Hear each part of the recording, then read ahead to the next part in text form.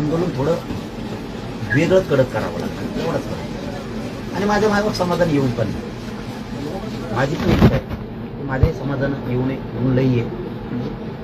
तुम्हाला मला वेटीस पण धरायचं नाही, जसं लाडू भाऊ म्हणले तसं मला तुम्हाला वेटीस पण नाही धरायचं. मला समाजाला सरकारला वेटीस नाही धरायचं.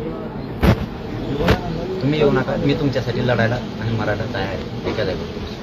पण ते आंदोलन तुम्ही येऊ नका, कुणाचं काही झालं मी समाजावरती जीव लावतोय, तेही लावताय, ते म्हणले समाज होऊ नये, असं आहे तसं आहे, काय होऊ नये, समाजाने बी येऊ नये, माझंही म्हणणं आहे. मी लढतो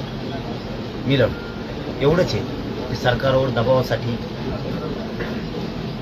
पब्लिक असते, तर ती आता मी बैठका लाडभाऊवरती आणि मुख्यमंत्र्यांवरती विश्वास ठेवल्यामुळे मी त्या थांबवलेल्या आहेत, त्या आता थांबणारच आहेत.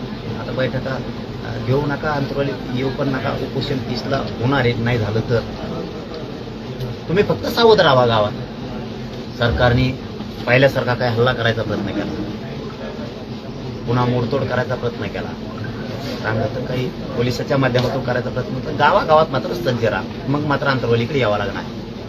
तेवढा तेच दिवस तुम्हाला सांभाळायचा पाहिजे. बाकीचं मी सांभाळतो आणि मी बसतो. आंदोलन 30ला नक्की करणार आहे, त्यात बदल होणार नाही. तर थोडं आंदोलनाची स्टेप बदलावं, एवढंच मला करावं लागतं. त्याला मात्र नाही काय आंदोलनात लाट झाली असणार.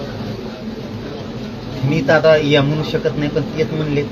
पण मला नाही वाटत खरंच होईल. खरंच सांगतो मी तुम्हाला. मी त्यांना मला काही लोकांनी सांगितलं त्यांच्या जवळचे, ते मुख्यमंत्र्यांना लय जवळचे, लय ताबडे माणसं असते तर ते दम नाही खात, लगेच कुठं सांगत ते म्हणते अरे लय भारी माणूस आहे म्हणे, तुम्ही धरला ना आता त्याचं मुख्यमंत्री लय चांगलं या कधी जर पाहून जाईल म्हणे. झालं मला वाटत 30 तारखेला आंदोलन करायची गरज लागेल, पण मला नाविलाज पण होऊ शकतो. नाही झालं, मुख्यमंत्र्यांनी त्यांचं नाही ऐकलं, मग काय असंही होऊ शकतं. नाही ऐकलं तर, पण मला सांगितलं ते खरं आहे भाऊ, की लोक म्हणते केले जवळचे